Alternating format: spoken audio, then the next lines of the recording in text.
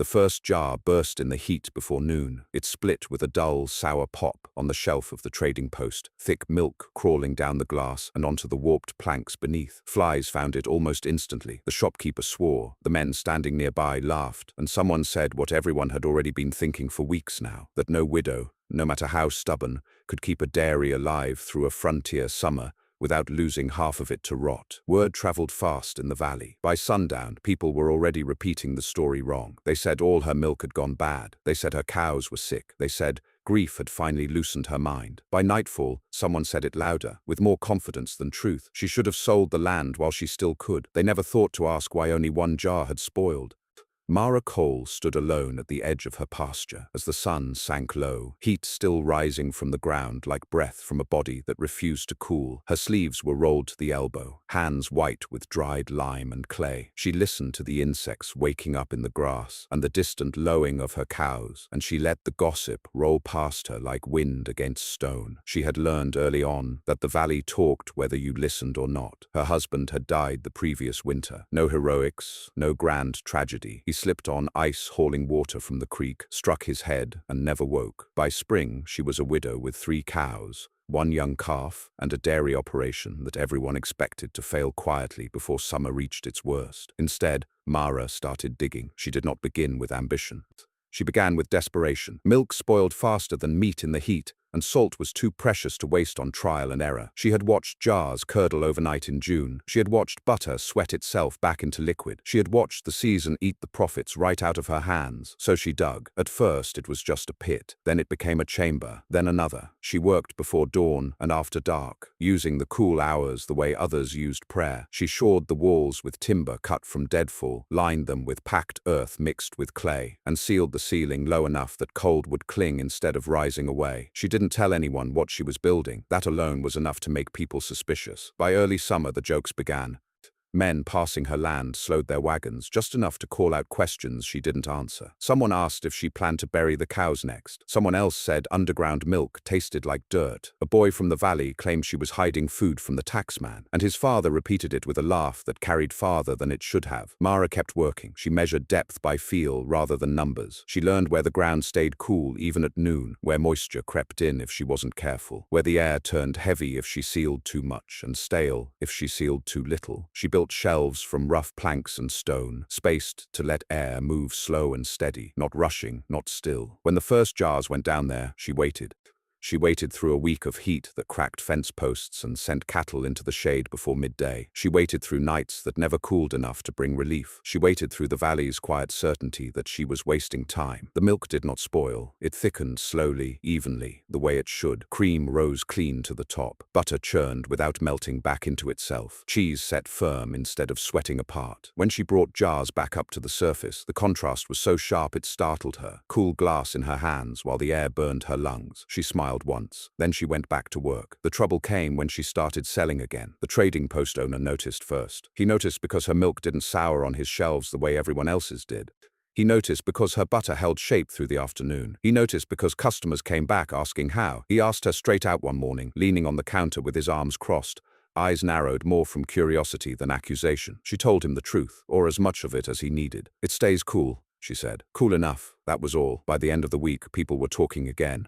But differently now. They talked about unfair advantage, about hidden springs, about tricks, about things buried that ought not be buried. A man whose wife sold milk too accused her of cutting hers with water. Another said no ground could stay that cold unless something was wrong with it. Someone suggested she'd struck poison soil. That was when the first man came to her land uninvited. He stood at the edge of the pasture, hat in his hands, eyes scanning the ground like it might give itself away. He didn't ask permission to look. He just looked. Mara watched him from the doorway of her house, hands still damp from rinsing jars. She said nothing. She had learned that explanations only fed suspicion when people wanted a story more than the truth. He left after a while, unconvinced, but unsettled. Others followed. They came in pairs, then groups. They came pretending to buy, pretending to pass through, pretending not to care. They walked the land, listened to the ground, stamped their boots like fools trying to hear secrets through dirt. And all the while, the heat grew worse. By midsummer, the creek ran low. The valley's milk spoiled faster than ever. Jars burst. Butter failed. Cheese collapsed into sour messes that couldn't be sold or saved.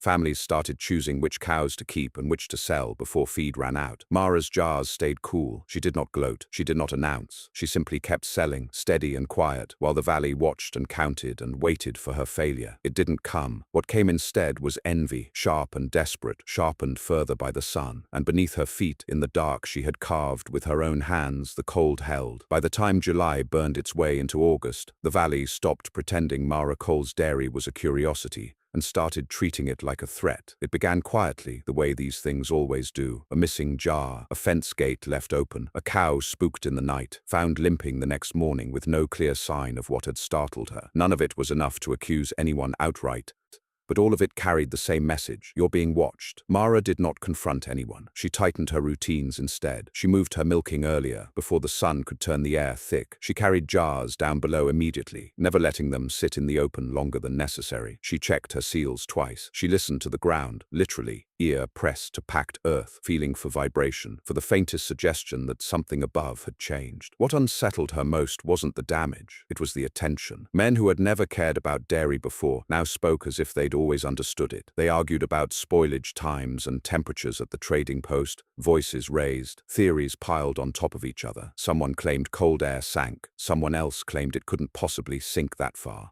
A third said the widow must be lying about how deep she'd dug. No one asked her directly anymore. They argued as if she wasn't there. The heat grew worse. Days stretched long and heavy. The sky bleached pale with glare. Cows stood panting in the shade, ribs showing more clearly as feed dried up. The creek shrank into a string of shallow pools. Flies multiplied, drawn by rot, by sweat, by anything that broke down fast enough to feed them. Milk spoiled before it could be hauled. Butter collapsed. A family down the valley lost 3 cows in a single week, not to illness, but to desperation. They butchered them early, sold what meat they could, and salted the rest with tears in their eyes because they knew winter would not forgive the mistake. Mara watched all of it and said nothing. She had not built her underground rooms to save anyone else. She had built them because she needed them, because the ground remembered cold long after the air forgot it, because heat rose and stayed up there, and she had chosen to work below it. That truth, simple as it was, felt like an accusation to people who had never thought to look down. The first open confrontation came at the trading post on a day so hot the boards creaked underfoot. Mara had just finished unloading jars when a man stepped into her path. He was red-faced, sunburnt, with hands that shook not from age but from strain. His wife stood behind him, eyes hollow with exhaustion. "You're underselling," he said flatly. She met his gaze without surprise. She had been expecting something like this for weeks. "I'm selling what it's worth," she replied. He shook his head. "You're ruining the rest of us. Folks won't buy spoiled milk when yours keeps." "Then keep yours," she said, "or stop selling it." A murmur rippled through the room. The shopkeeper looked away, suddenly very interested in rearranging jars that didn't need rearranging. "You can't do what you're doing without cutting corners," the man insisted. "No one can." Mara leaned in just enough that he had to lower his voice to keep the argument going. "I dug," she said quietly. "You didn't. That was all." He stared at her as if she had insulted him in a way he couldn't quite name. Then he stepped aside, jaw tight, and let her pass. His wife watched her go, something like resentment and something like longing tangled together in her eyes. By evening, the story had changed again. Now people said Mara was hoarding cold, hoarding earth, hoarding something that belonged to everyone. Someone suggested that if the valley shared land in winter, they should share land in summer too, especially land that did something unnatural. Unnatural. Mara rolled the word around in her head as she worked that night, lowering fresh jars into the cool dark. The air below felt heavy but clean, cool enough to raise goose flesh on her arms. She sat on the packed earth floor for a moment longer than necessary, letting her breathing slow. The underground rooms had become familiar to her in a way the surface never quite had. Down here, sound softened. The constant buzz of insects faded. The heat's pressure lifted off her chest. She could think clearly. She knew then that someone would try to take it. They came 2 nights later. She woke to a sound that didn't belong, a dull scrape, wrong in rhythm, eyes coming from somewhere near the old oak at the edge of her land. She didn't move at first. She listened. Years of managing animals had taught her the difference between curiosity and intent. This was intent. She slid from bed without lighting a lamp and took the long way around the house, keeping to shadow. The moon was high, bright enough to silver the grass. She saw them crouched near the ground, tools glinting briefly as they worked. Digging. They hadn't found the entrance. They were guessing, probing where they thought something should be. Mara did not shout. She did not run at them. She stepped stepped into view slowly, deliberately, letting them see her before she spoke. "You're off," she said. They froze. One man straightened, trying to look unbothered. The other dropped his shovel. "We're just," the first began.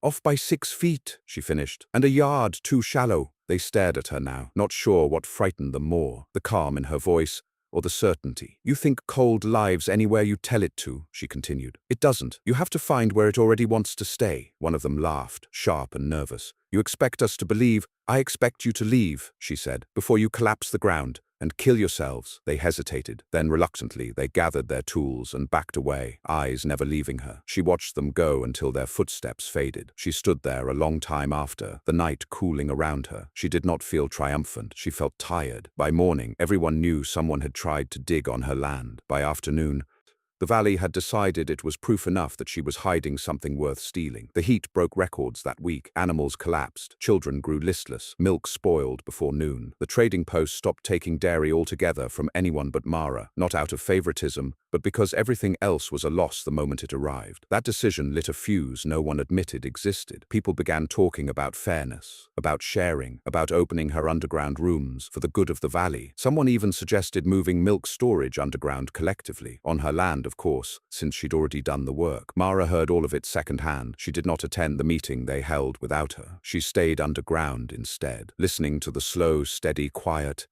and wondered how long before survival turned fully into accusation. The meeting they held without her changed everything, even before she knew what had been said. Mara felt it first in the way people stopped meeting her eyes. She noticed it at dawn when she brought the cows in and saw a neighbor standing at the fence, pretending to adjust a post that had not moved in years. She noticed it when she reached the trading post and conversation thinned, voices lowering just enough to make silence feel intentional. She noticed it when the shopkeeper weighed her butter twice, not because he doubted it, but because he did not know how to speak to her anymore without choosing a side. That was the most dangerous part. Once people started thinking in sides, reason usually followed later, if it came at all. The heat refused to break. August pressed down harder than July had, a relentless weight that made the valley smell of dust and sourness and sweat. Even the nights offered little relief. Windows stayed open, but air barely moved. Cows lay down more often than they stood. Chickens stopped laying altogether. Milk spoiled before it reached the road, except hers. Mara kept her routine steady, not because she believed discipline would protect her, but because panic never had. She rose early, worked quickly, and kept her underground rooms sealed and quiet. She began sleeping lighter, waking at the slightest shift in sound. Twice more she found evidence of people wandering her land at night. Boot prints near the pasture, a disturbed patch of earth where someone had tried again to guess where cold lived. They never found it. That knowledge only sharpened their resentment. The valley's dairy economy collapsed in slow motion. Families that had relied on selling milk to survive summer now found themselves choosing between dumping spoiled product or drinking it sour and hoping their stomachs held. Children got sick. Butter turned oily. Cheese fell apart before it could age. When Mara's jars stayed cool, it stopped being a curiosity entirely. It became an insult. The accusation came on a morning already heavy with thunder that never arrived. A man rode up to her land with 2 others behind him, not bothering to dismount at first. They wore the expression of men who believed they were speaking for more than themselves. Mara recognized one from the meeting she hadn't attended, another she had seen digging weeks earlier. They did not ask to come closer. "You can't keep this to yourself," the first man said, voice carrying. "Not when the rest of us are losing everything." Mara wiped her hands on her apron and stepped away from the barn. She did not raise her voice. She did not step back. "I'm not taking anything from you," she replied. "You're keeping it," he shot back. "Cold like that doesn't belong to one person." She studied their faces, sunburned, strained, frightened in a way men rarely admitted. She saw hunger there, not just for food, but for certainty, for something to blame. "I dug," she said again. "I planned. I worked." "And you hid it," another man said. "That makes it different." The word hid hung between them, heavier than the heat. "I didn't hide it," Mara answered. "You just didn't ask." That landed badly. By evening, the valley had decided she was selfish. By the next morning, they had decided she was dangerous. The theft came quietly. She discovered it not by sound, but by absence. A shelf underground stood half empty where it should not have been. 3 jars gone, cleanly taken, not smashed, not spilled. Someone had found the entrance. Mara sat on the packed earth floor and stared at the gap for a long time. The cool pressed against her skin, steady and indifferent. She counted jars automatically, hands moving without thought. They had not taken much, but they had taken enough to prove they could. She sealed the entrance tighter that night, reinforced reinforced what she could, and slept in her clothes with a lamp beside her bed. She did not cry. She did not shout. She understood something important had shifted. This was no longer about dairy. It was about control. The stolen milk spoiled within a day. She heard about it from a neighbor's child, sent awkwardly with a question she did not answer. The jars had gone sour faster than anyone expected. Someone claimed Mara must have sabotaged them. Someone else claimed the milk only stayed good underground if she handled it. That idea spread faster than the truth. Now people said the underground rooms required knowledge she refused to share, that the cold obeyed her, that she had turned survival into leverage. Mara listened to these stories the way she listened to weather, aware, cautious, unwilling to pretend she could stop them. But she could prepare. She stopped bringing all her product to the trading post. She sold smaller amounts, staggered. She kept more below ground, out of sight. She moved her cow's milking schedule again, earlier still, using the faintest hours of dawn. She also started reinforcing the underground rooms in ways she had never intended to. She built false paths. She deepened sections that led nowhere. She learned where footsteps echoed and where they vanished. She sealed vents that could be followed by sound and opened others that masked movement instead. She did not enjoy this work, but she did it. The valley turned on itself next. With Mara no longer supplying enough milk to stabilize prices, desperation spread fast. Accusations flew. Families blamed each other for spoiled jars. Someone poisoned a cow out of spite and swore it had been Mara's doing. Another man tried to dig his own underground room too shallow, too wide, and collapsed part of his pasture into a damp pit that filled with rot instead of cold. That failure became proof, somehow, that Mara was lying. The heat peaked that week. Even the trading post closed early some afternoons, unable to keep food from spoiling inside. Children lay listless in shade. Old men stopped coming out at all, and then the sickness came. It began with stomach cramps, then fever, sour milk, half-spoiled cheese, desperation diets. The valley doctor did what he could, but there was only so much knowledge and fewer supplies. People began talking again about Mara's underground rooms, but now the tone had changed. Now it was pleading. They came to her door in twos and threes, not demanding, asking for storage, for help, for a way through the summer. Mara listened. She turned some away, not out of cruelty, but because she knew what crowding the underground rooms would do. Warm bodies, too much opening and closing, careless handling. It would destroy the very thing they needed. She let a few in, quietly, carefully, under rules she enforced without apology. She showed them how to move slowly, how to let the cold hold instead of fighting it. She showed them how to seal jars properly, how to wait. She did not explain everything. Word spread anyway. By the time September hinted at its approach, her land was no longer just watched. It was contested. And when the ground finally trembled, not from heat but from something heavier, Mara knew the valley had reached the point where survival would no longer be polite. The ground did not tremble all at once. It shifted in small, unsettling ways, subtle enough that most people would have missed them if they had not already been looking for signs of collapse. A hairline crack along the edge of a pasture. A soft, hollow sound beneath a boot where solid earth had always answered back. The valley blamed heat at first, then bad luck, then each other. Mara knew better. Too many people had dug too quickly, too shallow, too wide. They had chased cold without understanding it, carving up the earth the way desperation always did, fast, careless, convinced the ground owed them something. The collapse came just after dawn, on a morning already thick with heat. A shout carried across the valley, sharp and broken. Then another. Dust rose where a man's makeshift storage pit caved in on itself, swallowing boards, jars, and the little bit of hope he had poured into it. No one died, but 2 men were pulled out bleeding, shaken, and close enough to disaster that the smell of fear lingered long after the dust settled.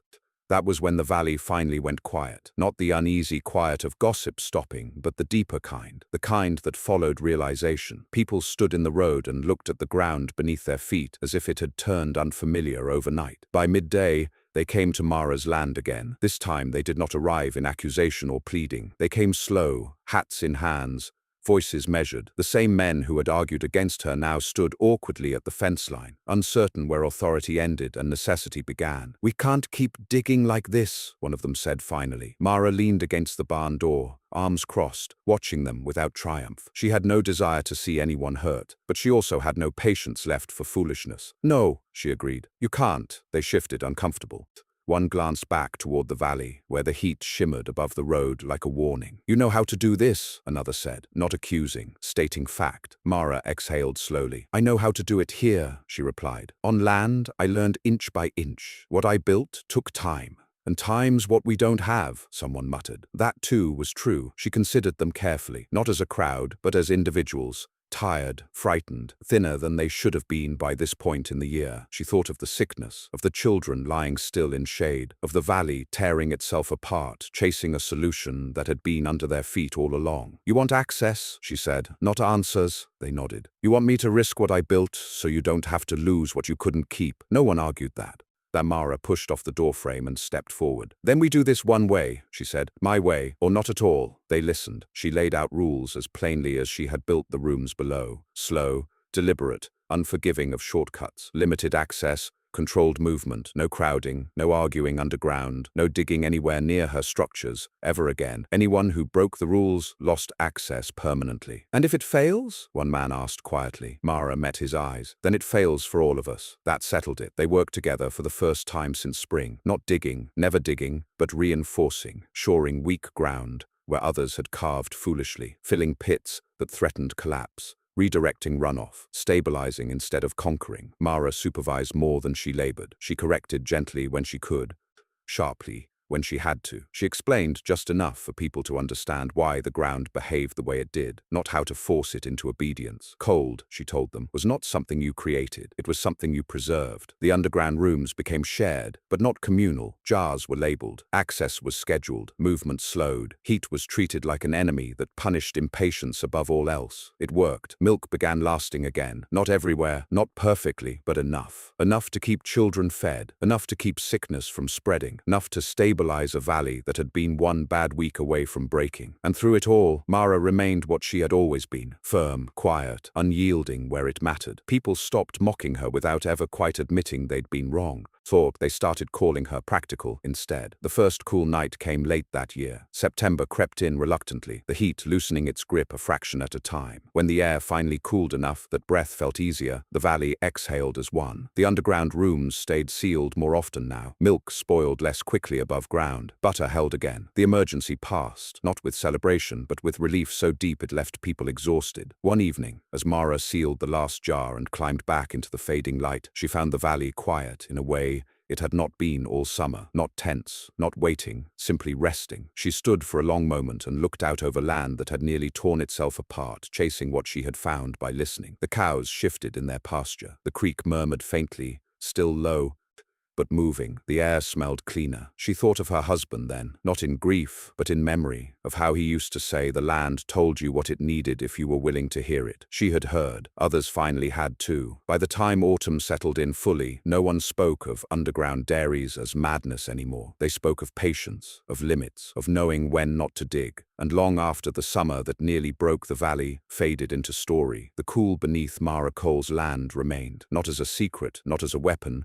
but as proof that survival was rarely about force. Sometimes it was about stepping aside and letting the ground do what it had always known how to do. Years later, people would argue about when the valley truly changed. Some said it was the summer the heat refused to break, when jars burst and cattle went thin, and the ground itself seemed to turn against careless hands. Others said it was the morning the first pit collapsed, when men finally understood that earth could be ruined as easily as flesh if treated without respect. Mara Cole knew better. Change did not arrive all at once. It seeped in slowly, the way cold once had, quiet, persistent, settling into places that had long been left untouched. The underground rooms were still there when the seasons began to turn properly again. They had not been abandoned, as some had expected, nor thrown open as a communal storehouse. They simply became part of the valley's rhythm, folded into daily life with the same cautious acceptance as wells, fences, and creeks that ran low in bad years. People learned when not to use them. That, more than anything else,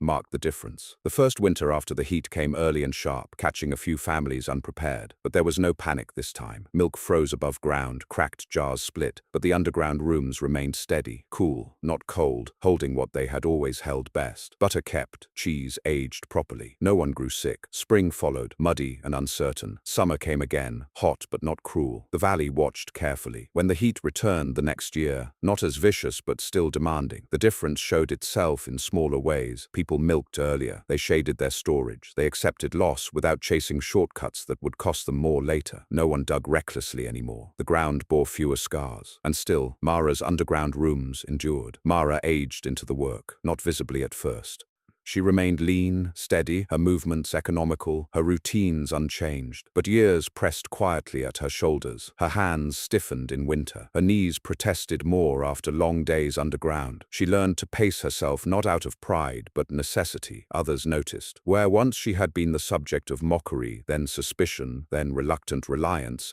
she became something else entirely, an authority no one announced, but everyone deferred to. When someone proposed a new storage method, they looked to her. When a pit collapsed elsewhere in the valley, they waited for her judgment before filling it or reinforcing it. She did not enjoy this position. She tolerated it. Mara never lectured. She never claimed credit. When asked how she had known the ground would hold cold the way it did, she answered honestly. "I paid attention," she said. That answer frustrated people who wanted formulas, shortcuts, assurances they could replicate without patience, but it was the only truth she trusted. The children grew up with the underground rooms as a fact of life. They played near the sealed entrances without curiosity, the way children accepted anything that had always been there. They learned early which doors were not to be opened without permission, which paths were quiet paths, which places demanded slow movement and respect. To them, the idea that the valley once mocked the rooms seemed strange. Why would anyone laugh at that? One child asked once, genuinely puzzled. Mara did not answer right away. She considered the question the way she had learned to consider land, carefully, without rushing to fill the space. "Because people don't like being reminded they miss something simple," she finally said. That answer satisfied the child, who ran off without thinking much more about it. It stayed with Mara. The valley's economy shifted, subtly but permanently. Dairy no longer collapsed every summer. Losses still happened. Storms came. Cows died. Accidents claimed their share, but spoilage was no longer a seasonal certainty. People planned differently. They accepted that not every year would be generous, but fewer were ruinous. Trade stabilized. The trading post expanded, cautiously, adding storage shaded and vented according to principles borrowed, loosely and imperfectly, from what Mara had demonstrated. The shopkeeper never claimed to understand the underground rooms fully, but he learned enough to respect the idea of restraint. No one tried to copy Mara's work directly anymore. Instead, they adapted. Shallower storage, earth-packed cellars where soil allowed, stone-lined pits, only where ground stayed dry and stable. Fewer grand schemes, more modest solutions. The valley survived better for it. Mara's land remained unchanged in appearance. That surprised newcomers most of all. Travelers expected something grand, vent stacks, stone structures, signs of innovation. They found none. Just a barn, a pasture, a modest house, and ground that looked no different from any other. The work remained invisible. Mara preferred it that way. She sealed entrances carefully, maintained supports quietly, repaired what time threatened without spectacle. She replaced timbers when they softened. She adjusted airflow when seasons shifted.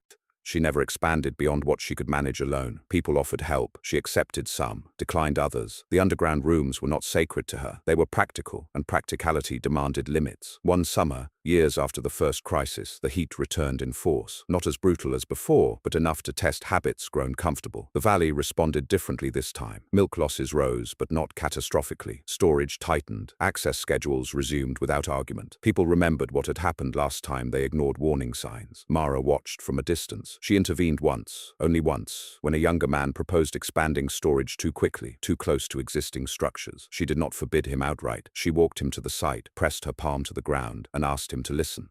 "What do you hear?" she asked. He heard nothing, of course. "That's the point," she said. "You don't yet know what silence means here." He backed off. The pit was never dug. As she grew older, Mara spent more time above ground, not because the underground rooms lost their importance, but because they had become stable enough to require less constant attention. She trusted them now the way one trusted a well that had never run dry. She sat more often on the porch in the evenings, watching light fade across land she knew intimately. She thought of her husband less as a loss and more as a presence folded into memory, inseparable from the choices that had followed his absence. The valley changed around her. New families arrived, old ones moved on, stories shifted, details blurred. Children who had been sick that summer grew into adults who barely remembered it. But some things stayed fixed. When heat pressed down, people slowed. When desperation tempted shortcuts, someone always mentioned the ground. And when someone asked how the valley learned to survive its summers better than most, the answer eventually found its way back to Mara Cole. Not as legend, not as miracle, but as example. She had not conquered the land. She had listened to it. And in doing so, she had taught others, quietly and without intention, how to do the same.